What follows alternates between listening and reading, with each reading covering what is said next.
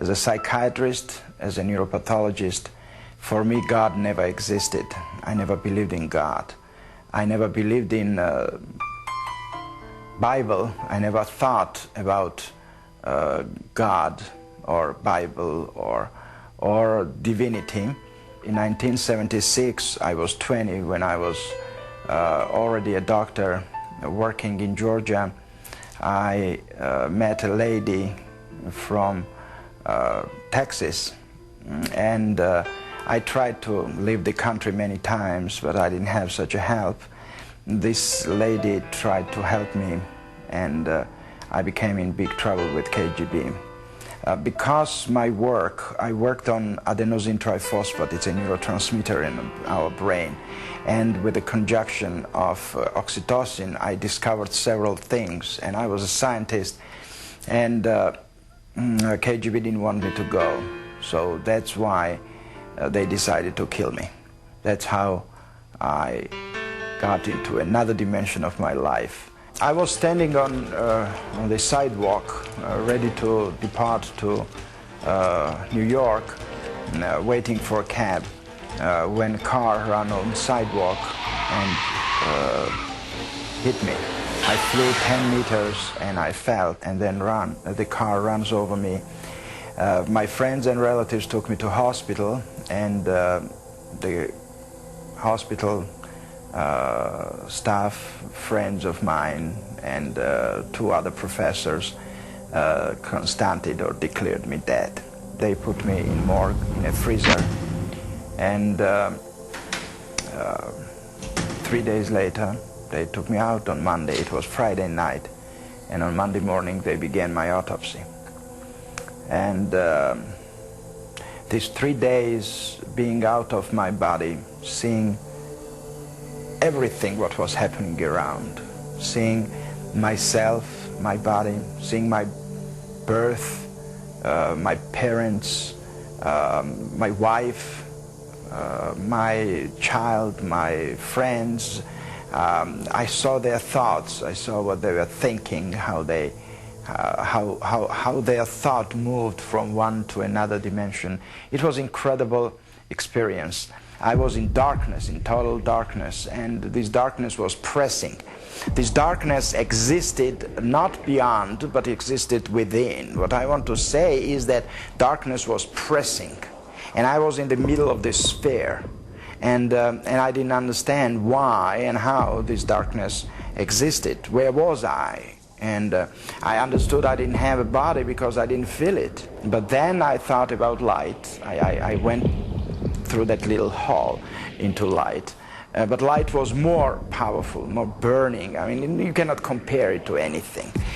No word can explain it. And this light was so burning and going through flesh. But I didn't have a body. That was the most interesting part. And I was scared of that light. I thought, where is that hall to darkness? Go to shade to save myself from this light. What is that light? I don't know. I mean, it can be called light of God. It can be called light of life. But light is light and darkness is darkness. And then, as a psychiatrist and scientist, I didn't think about that. The only thing was that I was in light. We were not raised in godly way. You know, Soviet Union, we didn't go to church. We didn't have... There were people who went, but they were some kind of limited people. We thought. I mean, we thought they didn't know better, that there is no God. But during that 3 days being in morgue, in a freezer, changed all my life.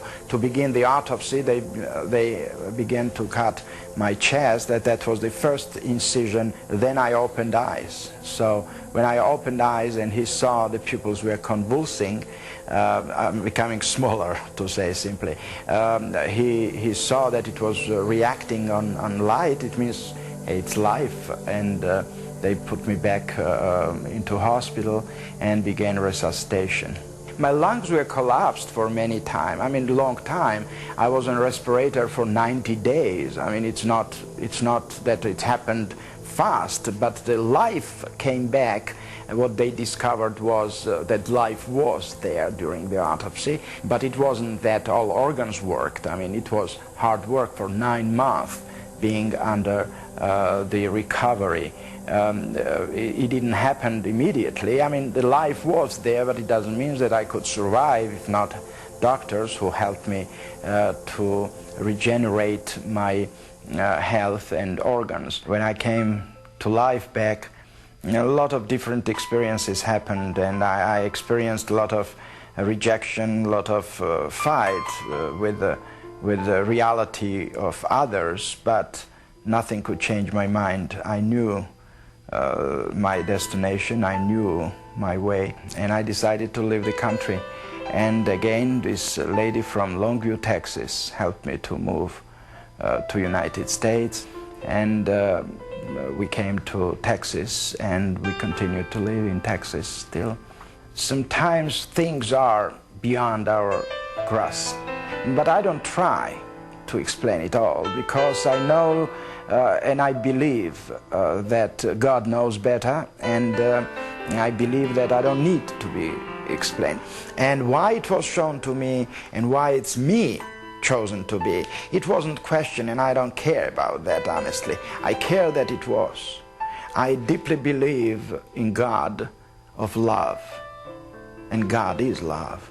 And I believe that God created everything for betterness and for incredible future if we don't ruin it.